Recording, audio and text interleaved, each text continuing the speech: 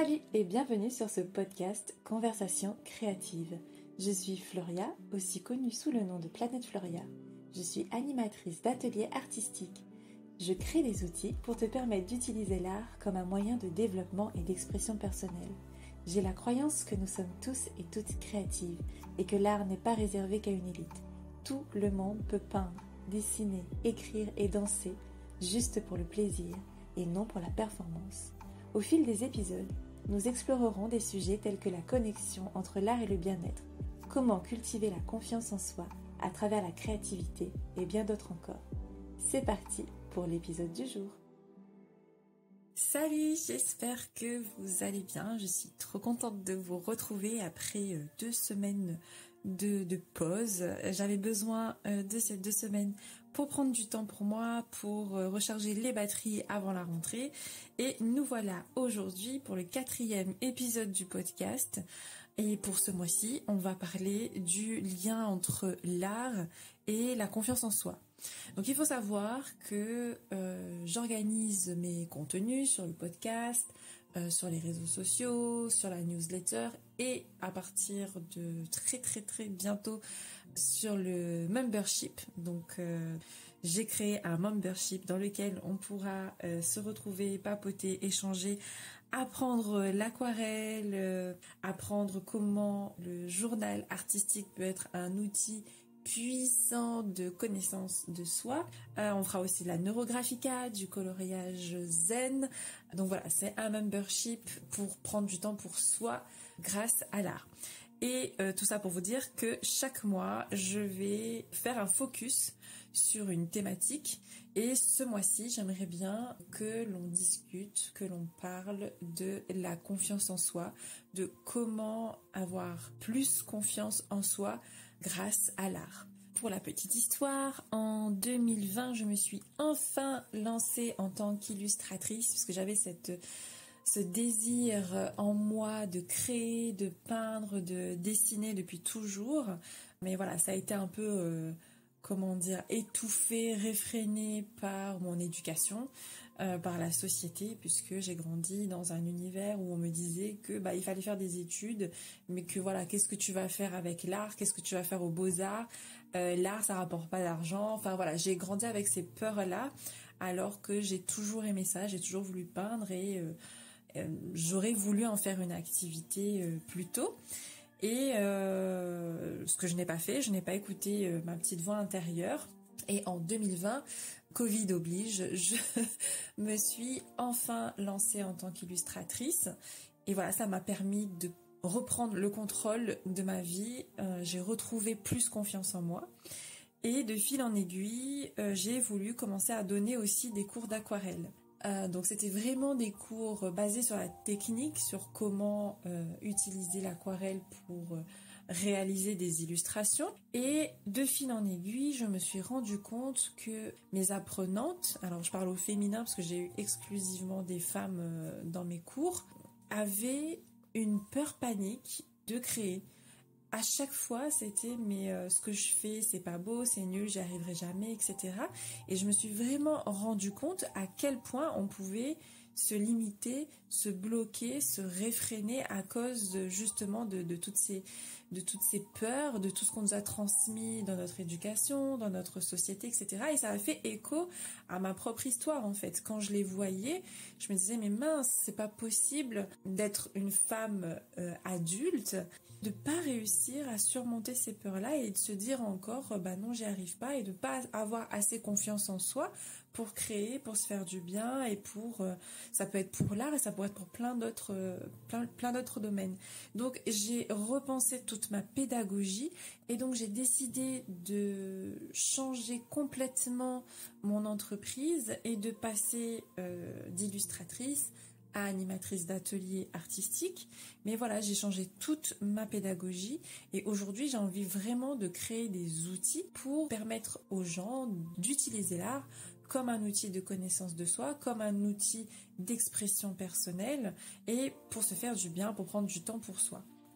Et donc quand je vais faire des ateliers, quand je vais faire des formations, qu'il s'agisse d'aquarelle, de journal artistique ou d'autres techniques d'art, Alors je vais parler essentiellement de tout ce qui est peinture, dessin, etc. Mais ça vaut aussi pour d'autres formes d'art, bien entendu, comme la danse, la musique, etc. Quand je crée des outils et des ateliers, on travaille aussi sur notre confiance en nous, sur la peur du jugement, sur la peur de l'échec, sur toutes ces problématiques qu'on peut rencontrer. Comment gérer ses émotions grâce à l'art, comment gérer son stress, apaiser son anxiété, etc. Alors, on n'est pas là non plus pour faire de l'évitement spirituel et pour nier toutes nos émotions fortes comme la colère, la tristesse, la peur. Bien au contraire, on est là pour les regarder en face, pour apprendre à vivre avec, pour apprendre à le faire sortir, à les faire sortir d'une certaine façon, d'une façon plutôt saine, grâce à l'art. Et donc voilà un petit peu toute ma façon de procéder, toute ma façon de voir l'art finalement. Et donc, ce mois-ci, au mois de septembre, on va plutôt faire un focus sur la confiance en soi. Donc, on va parler du lien entre la confiance en soi, la connaissance de soi et l'art, sur comment on peut mieux se connaître grâce à l'art. Donc ça, ce sera sur le podcast. Sur la newsletter aussi, on va traiter de cette thématique-là. Sur les réseaux sociaux de la même façon, et puis je vais vous montrer aussi des exercices pour vous permettre de prendre un peu plus confiance en vous grâce aux outils artistiques. Et sur le membership qui va ouvrir au mois d'octobre, il y aura tout un panel sur la confiance en soi, et le mois d'octobre fera un focus sur la gestion du stress. Donc pour l'instant, on est sur la confiance en soi, et aujourd'hui j'aimerais qu'on parle de comment l'art peut être un outil pour renforcer la confiance en soi et la connaissance de soi. Tout d'abord, je pense qu'on gagne en confiance grâce à l'art parce que cela nous permet de nous exprimer, tout simplement. On exprime une émotion, on exprime une pensée, on exprime un vécu qu'on ne pourrait pas forcément faire à l'oral avec des mots, et on parvient à mieux le faire dans une pratique artistique. Lorsqu'on ressent des émotions comme la joie, la tristesse, la colère, il peut être difficile de mettre des mots sur ces émotions quand on n'a pas appris à le faire, ou quand c'est trop confus, quand c'est trop fort. Et on peut avoir du mal à les expliquer à nos proches, ou à même nous-mêmes les comprendre exactement. Et là, ça peut être un outil qui nous permet de montrer ce qu'on ressent, en utilisant des couleurs, des formes, certains types de dessins, des peintures, mais ça peut être aussi des notes de musique, une façon de danser. Toutes ces formes d'art qu'on choisit peut nous permettre d'exprimer quelque chose. Ça nous permet de libérer ces émotions et de mieux les comprendre. Et quand on regarde ce qu'on a fait, notre art, on peut se dire « Ah, c'est ce que je ressentais à ce moment-là, c'est ça que je ressentais. » Et donc le fait de le voir, de l'avoir sorti, libéré déjà dans un premier temps, et ensuite de le voir, ça nous permet de mieux nous comprendre. Et mieux se comprendre, c'est gagner en confiance. Un autre point aussi qui nous permet de mieux nous connaître et d'apprendre à avoir plus confiance en soi grâce à l'art, c'est dans nos choix créatifs. C'est-à-dire que lorsqu'on décide de pratiquer telle forme d'art, ça peut en dire long sur ce qu'on a besoin d'exprimer. Je m'explique. Quelqu'un qui va choisir la danse comme outil artistique et créatif a peut-être besoin d'exprimer quelque chose en lien avec son corps. Donc ça parle de son énergie en lien avec son corps. Quelqu'un qui va faire de la musique peut-être aura besoin de se faire entendre en utilisant justement des instruments musicaux. Alors bien sûr, il y a plein d'autres possibilités. Là, ce sont des pistes à creuser que je donne. Mais voilà, ça commence par ça. Quelqu'un qui va vouloir peindre, va vouloir montrer quelque chose, libérer quelque chose et montrer un sentiment, montrer une émotion, montrer une partie d'elle-même et de lui-même. Donc faire des choix créatifs, comme par exemple décider d'une couleur à utiliser, d'un style d'art, de forme, etc. C'est finalement des choix qui nous sont propres et des choix qui parlent de nous. Et ça permet aussi, ça donne des éléments de compréhension sur qui nous sommes. Donc faire ces choix, décider de ce qu'on a envie de créer, de comment on veut le créer, comment on veut l'exprimer, ça nous permet d'avoir un peu le pouvoir de décider et le pouvoir d'exprimer d'une certaine façon ce qu'on a envie de dire, ce qu'on a envie de faire passer comme message. Et ça fait partie de la confiance en soi. Ça fait partie de qui je suis. Par exemple, si je décide de dessiner un arbre, j'ai envie de le faire grand, j'ai envie de le faire petit, j'ai envie de faire des feuilles vertes, j'ai envie de faire des feuilles bleues, rouges, jaunes. Ces choix sont les miens. Il n'y a pas de réponse correcte, il n'y a pas de bonne ou mauvaise façon de le faire. J'ai décidé de le faire comme ça. Je suis le chef d'orchestre de mon art.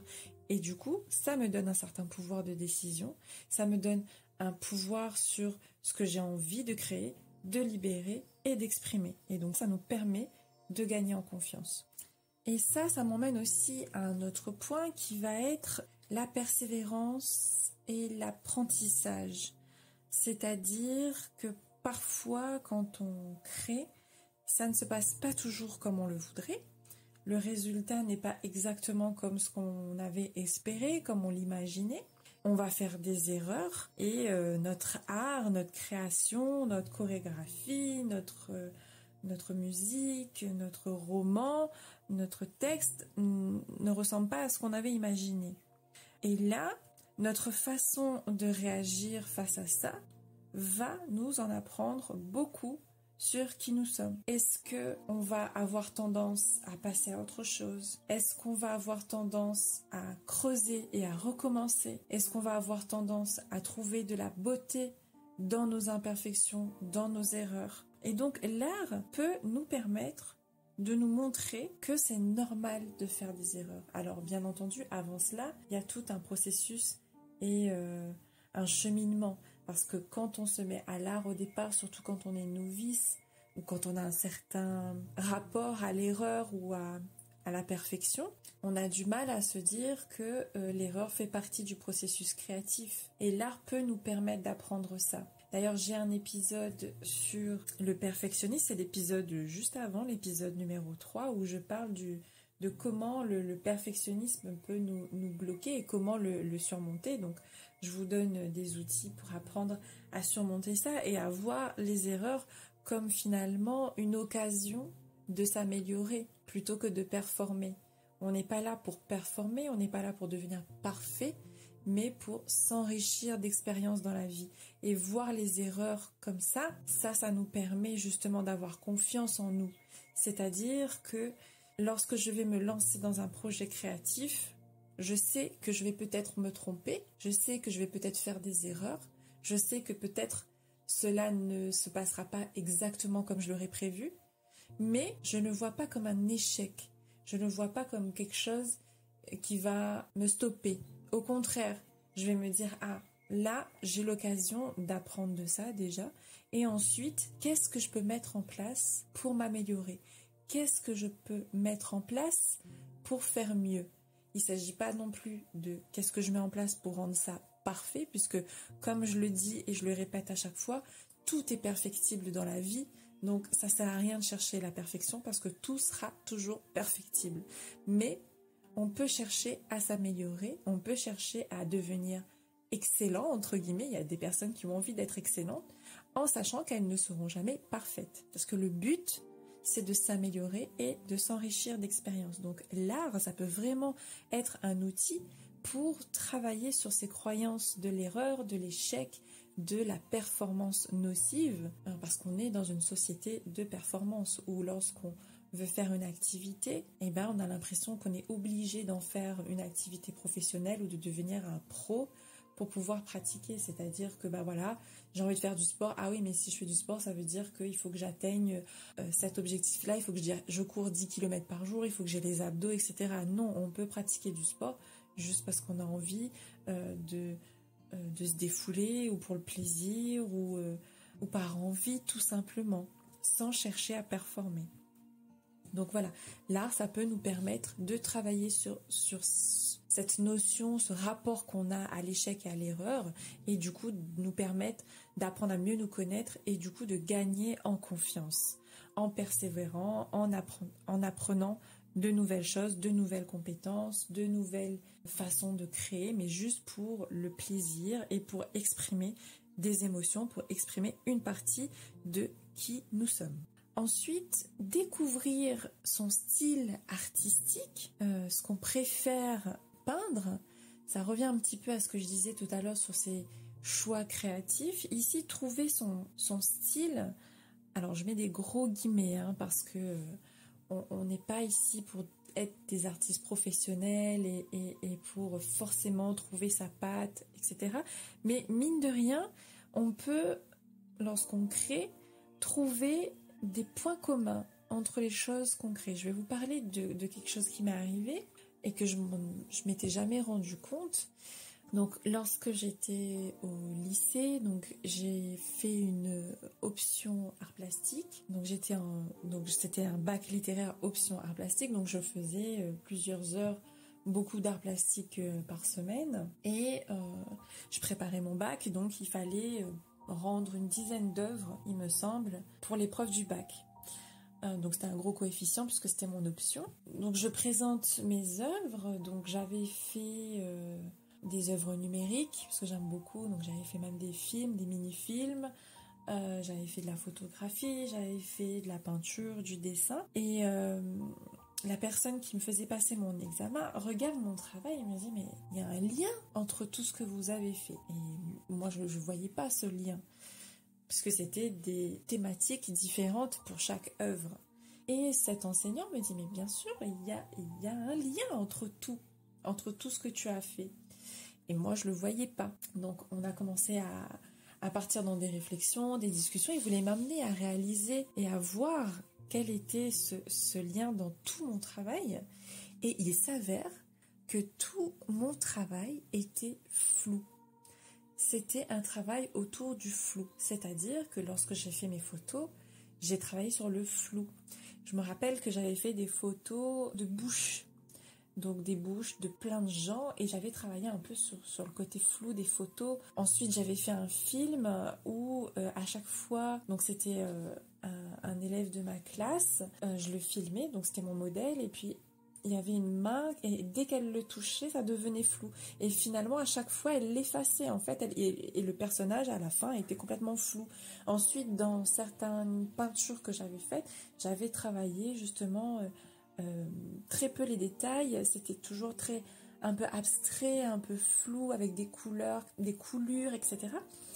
Et là, ça m'a fait un peu un choc, parce que je me suis rendu compte que, en effet, tout était flou, et que j'avais souvent cette expression où je me disais que, en plus je porte des lunettes, mais je disais souvent, j'ai l'impression que le monde est flou, que j'ai peu de clarté, je vois pas les choses avec clarté, etc.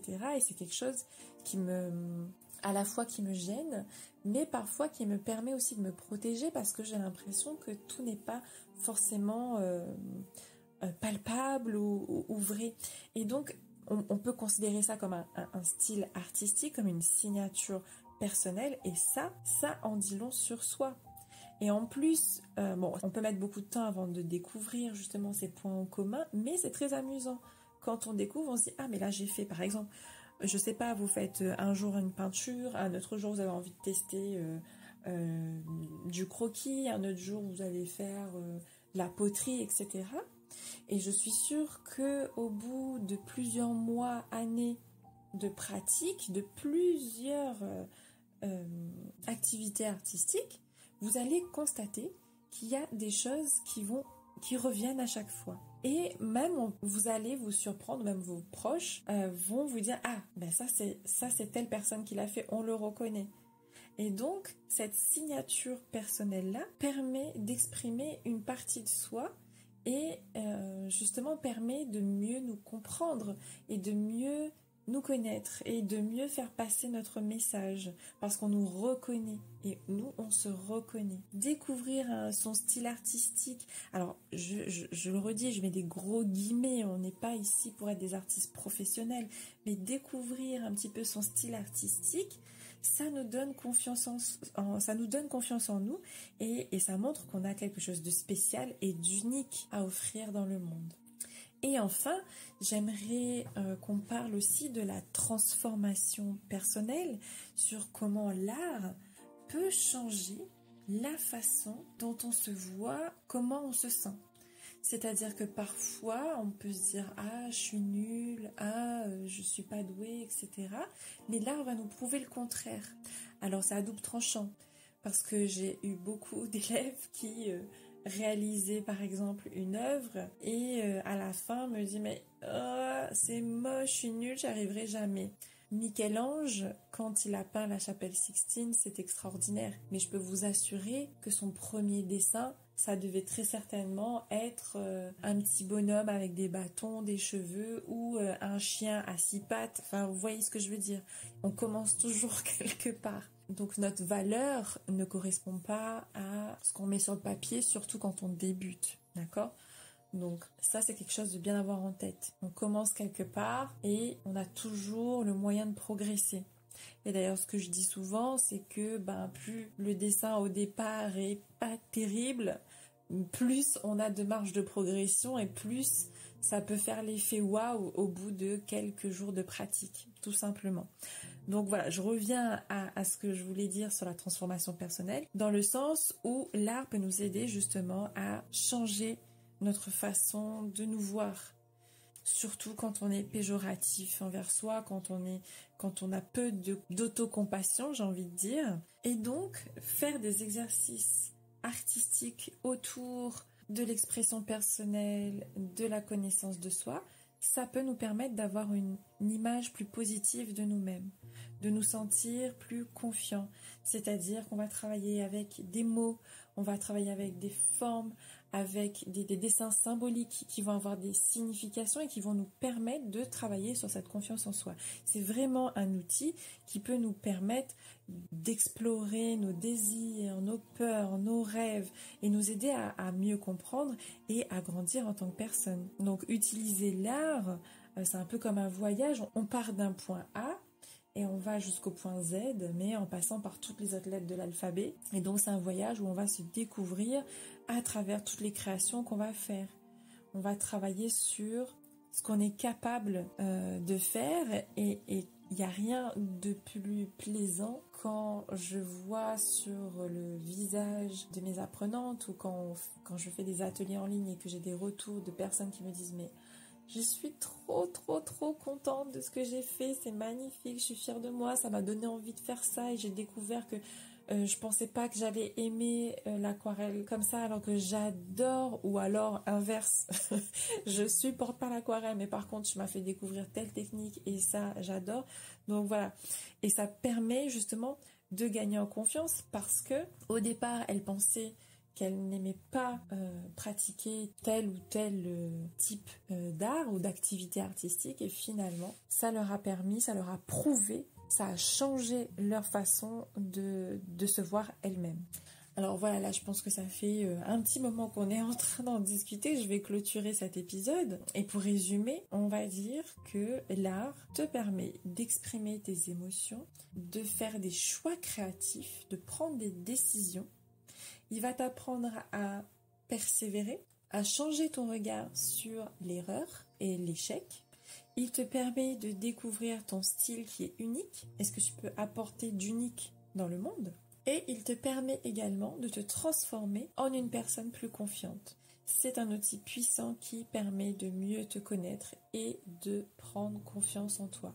Je ne dis pas que grâce à l'art, tu vas en quelques créations avoir confiance en toi et que voilà, ça va régler tous les problèmes de ta vie. Non, c'est pas ce que je suis en train de dire. Alors c'est possible pour certaines personnes peut-être, mais ce que je veux dire c'est que l'art, tu peux l'utiliser pour apprendre à te connaître. Et dans les outils que je crée, notamment dans le membership ou sur les réseaux sociaux, sur la newsletter, je te donne vraiment des outils, des clés, des moyens d'utiliser l'art pour mieux te connaître et pour avoir confiance en toi. Ce sont des conseils implémentables là, tout de suite, maintenant, pour t'aider à mieux te connaître. Et voilà, j'espère que cet épisode t'aura plu et que cela t'aura permis de comprendre à quel point l'art peut t'aider à mieux te connaître N'hésite pas à me dire ce que tu en as pensé. Envoie-moi un petit message sur les réseaux sociaux. Tu peux me laisser un commentaire sur la plateforme. Alors tout dépend de ta plateforme, bien entendu. Je sais que sur Spotify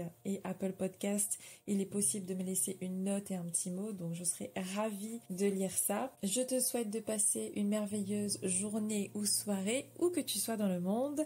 Et je te dis à vendredi prochain. Salut!